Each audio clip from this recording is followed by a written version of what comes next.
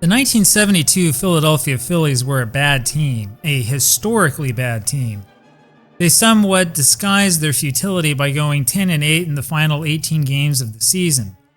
This team was famous because recently acquired starting pitcher Steve Carlton won 27 of their 59 victories, a remarkable feat.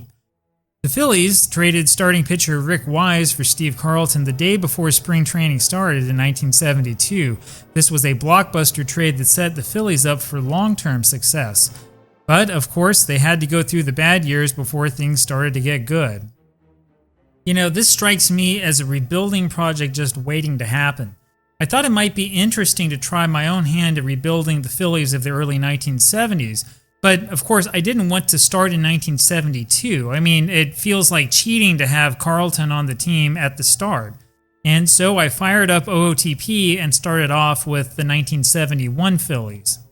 This one started off like so many other OOTP projects I've undertaken. Since this is a rebuild, I wanted to make sure that the complete minor leagues were activated. I also turned on the amateur draft instead of having players just show up on their real-life teams. I turned off the coaching system and the owner goals system since I've got my own goals for this project. The idea is to try to rebuild the Phillies into a first-place team before 1976. In real life, the Phillies finally climbed out of the cellar in 1974 and then finished finally in first place in the National League East in 1976. I wanted to see if I could go faster than that, and I also thought that this would be ideal for my personal first OOTP rebuild project. I also took the controversial step of turning off real-life financials. Instead, I decided to enable free agency from the start in hopes of making the rebuilding process a little bit more interesting. The problem with the reserve clause era is that you really have no incentive to conduct any transactions. It turns the game mostly into a race to see who can draft the best players, or who can sign the best independent minor league players as young as they can be, depending on how you have it set up. Rebuilds are a little bit better if, you can sign guys. Well, I was surprised right from the start to discover that Mike Schmidt was already on the roster. This is incorrect, of course. Schmidt did sign with the Phillies in 1971, but it wasn't until June. OOTP has him with the team starting at the beginning of the season. Now, in OOTP's defense, it's really not a game that's designed to perfectly recreate transactions like this. It's not really designed to completely recreate the way the drafts happened and signings happened in real life. But yeah, as you can imagine, having a young Mike Schmidt on the team starting in April made this project a little bit easier than I was expecting. We also had two excellent young players, Andre Thornton and Greg Luzinski. Both showed some early signs of aptitude at first base, though Thornton seemed to be the better outfielder. I stuck Greg at first and Andre in left field. In real life, of course, Thornton stayed in the Philadelphia farm system before being dealt to Atlanta, after which he went to Chicago. I think they were trying to make a first baseman out of him. Thornton went to Atlanta as a throw-in when the Phillies sent Joe Herner packing. Apparently, the Phillies were unimpressed with the 26 home runs he had in Double-A in 1971.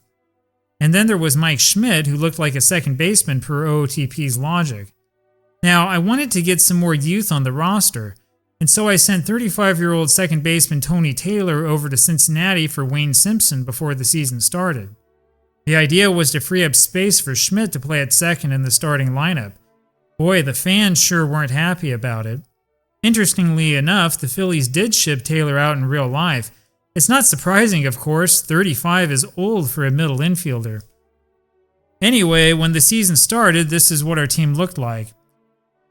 Though he's remembered mostly for his hair, Oscar Gamble looked extremely promising in right field. He was a great young player with a huge long-term upside.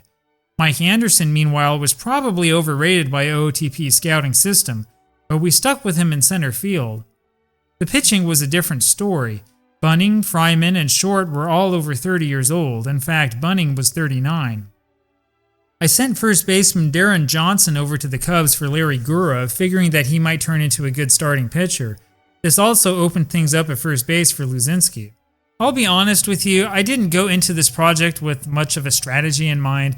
My thought was simply that I wanted to get as many good young players as I could and get rid of some of the older players that were going to ask for a lot of money. I figured that we ought to use some of the excellent prospects that we started out with as soon as we could, and that we would then worry about the pitching later on. Now, I ran into a strange problem right from the start. Every single player was on a minor league contract, and I mean every single player in all leagues were on this kind of contract. Yeah, somebody with more OOTP experience is really going to have to help me out here. I'm guessing that this happened because I turned free agency on in the project sooner than it came in real life. Anyway, this wound up screwing things up considerably since a whole ton of players became free agents at the end of the 1971 season. It wasn't exactly what I was expecting. We were expecting to finish third, which is much better than the 6th place the Phillies managed in real life. We started out strong actually. Larry Boa drove in 2 with his single in our opening day victory at Pittsburgh. And it was Mike Anderson driving home the winning run in the bottom of the 13th of our home opener.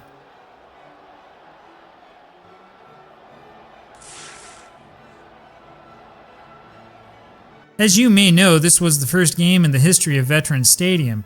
Connie Mack Stadium closed at the end of the 1970 season, leading to these scenes of fans looting the park.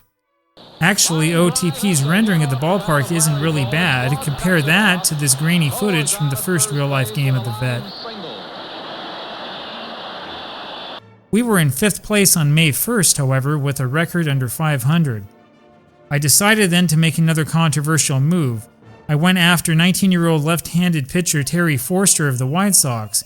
I gave up left fielder John Briggs, who was actually playing decently for us. Well, it turns out that I made some of the right moves after all.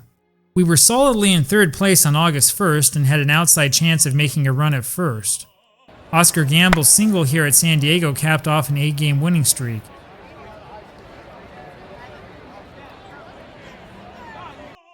And suddenly, we were in 1st place. And this is kind of awkward, isn't it? I mean, it really wasn't much of a rebuild, at least not so far. We still had an aging pitching staff. All I did was get rid of a few older players that weren't playing all that well anyway, and give the kids from the minors a chance to play. I was expecting something that was a little bit more, involved. Actually, this is pretty close to what the Phillies did in real life in 1972. Though they had a losing team, most of the players were youngsters who had been in the minors not that long before. Well, maybe this wasn't the best team for a rebuild after all. I mean, the building blocks were already in place. It was just a matter of holding on to good young players and trying to get something for the aging talent. By early September, we had a real pennant race on our hands.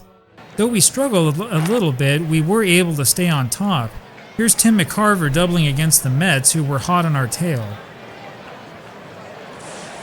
Meanwhile, Rick Wise rewarded my faith in him by throwing a one-hitter in Montreal in a crucial series near the end of the season. And this Luzinski home run against the Pirates on September 28th clinched the pennant for us.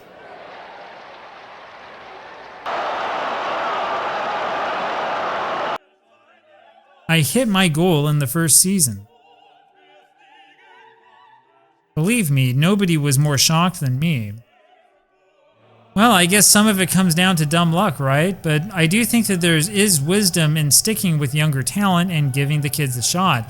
And maybe I just made the right trades. As you can see, we weren't exactly tearing the cover off the ball. We relied on power and good pitching. We played well in the first game of the NLCS against the Reds, and I thought we might make it all the way.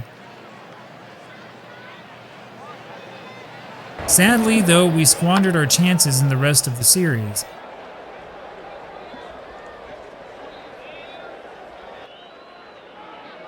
This Tommy Holmes home run capped off 3 straight wins for the Reds and ended our season.